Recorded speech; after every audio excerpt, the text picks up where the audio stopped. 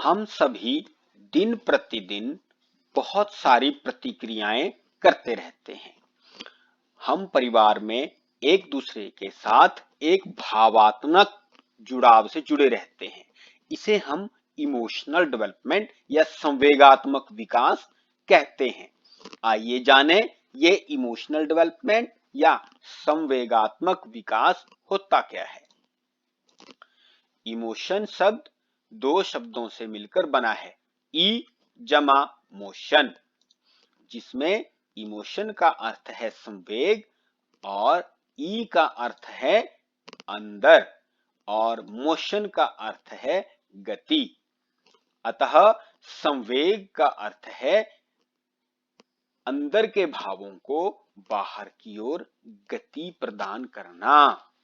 जो अंदर है उसको हमने बाहर निकालना है, शो ऑफ करना है, उसको गतिमान करना है। संवेग शब्द अंग्रेजी के इमोशन शब्द से लिया गया है।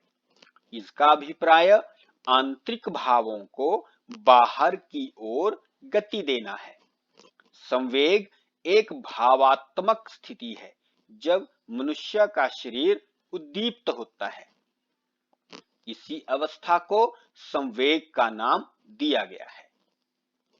उदाहरण के रूप में भय, क्रोध, चिंता, हर्ष, प्रसन्नता आदि उद्दीप्त अवस्थाएं हैं। हम यह भी कह सकते हैं कि यह एक बहुत ही उत्तेजित अवस्था है, जिसके कारण वह अधिक मानसिक सजगता के कारण कोई प्रतिक्रिया करता है। संवेग एक कल्पित प्रत्यय है जिसकी विशेषताओं का अनुमान व्यवहार से लगाया जाता है। संवेग में भाव, आवेश तथा शारीरिक प्रतिक्रियाएं सम्मिलित होती हैं। हम जानते हैं हम संवेग कैसे शो करते हैं, कैसे दिखाते हैं। हम अपने हाव भाव, अपनी आंख और अपने जेस्चर से और अपनी विभिन्न शारीरिक प्रतिक्रियाओं से भी संवेगों को प्रदर्शित करते हैं। जैसे हमने किसी के प्रति खुशी जाहिर करनी है तो हम स्माइल देते हैं। किसी के प्रति गुस्सा व्यक्त करना हो तो हम आंखों से और हाथों से प्रतिक्रियाएं करके अपने गुस्से को प्रदर्शित कर सकते हैं। रॉस के अनुसार संवेग चेतना की वह अवस्था है जिसमें भावनात्मक तत्व की प्रधानता रहती है। वुडवर्थ संवेग व्यक्ति की उत्तेजित दशा है। क्रो एंड क्रो संवेग गतिशील आंतरिक समायोजन है जो व्यक्ति के संतोष, सुरक्षा और कल्याण के लिए कार्य करता है। हम जानते हैं कि प्रत्येक व्यक्ति के जीवन में हंसना, फिर रोना और क्रोध करना और खुश होना, इसके अलावा प्रेम करना आदि भावों का आना स्वाभाविक है और आवश्यक भी है। इन्हीं भावों को मनोवैज्ञानिक भाषा में संवेग कहते हैं। अतः कहा जा सकता है कि संवेग वास्तव में व्यक्ति के आंतरिक भावों के अचानक तीव्र होने और विवेक प्रक्रिया के नियंत्रण मुक्त व्यवहार के परिलक्षित होने की स्थिति को व्यक्त करते हैं। संवेगों के प्रकार, टाइप्स ऑफ इमोशंस। संवेगों का संबंध मूल प्रवृत्तियों से होता है। मैकडूगल ने 14 मूल प्रवृत्तियां बताई हैं। प्रत्येक संवेग किसी न किसी मूल प्रवृत्ति से संबंधित होता है। तो आइए जानें ये 14 मूल प्रवृत्तियां या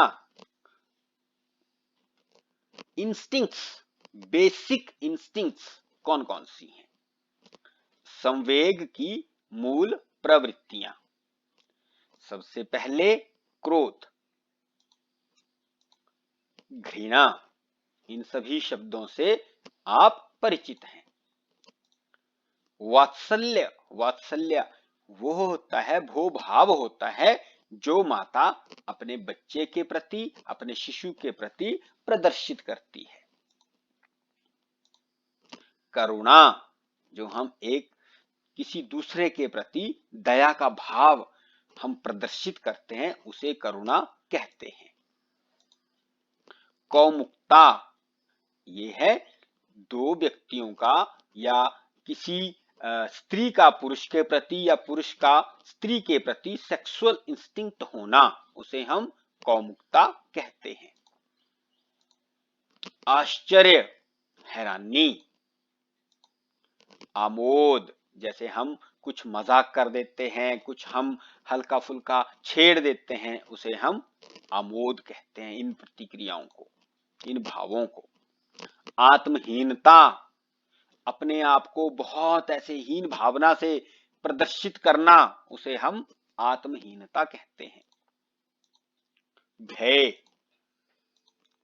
और एकाकीपन, अकेला रहना। कई बार व्यक्ति बिल्कुल अकेला पड़ जाता है, जिस प्रकार कोरोना काल में व्यक्ति अपने घर वालों से अकेले पड़ जाते हैं, वो है एकाकीपन। या कई बार व्यक्ति इस प्रकार की मानसिक स्थिति से गुजरता है कि वह अपनी परेशानी को अपने लोगों से साझा नहीं कर सकता या साझा कर पाने में असमर्थ होता है, उसे भी हम एकाकीपन ही कहते हैं। भूख, कृति भाव और आत्माभिभाव, अभिमान, आत्म अभिमान। जब हमें अपने आप में बड़ा गर्व महसूस होता है या बहुत अभिमान हो जाता है अपने कार्यों में, उसे हम कहते हैं आत्म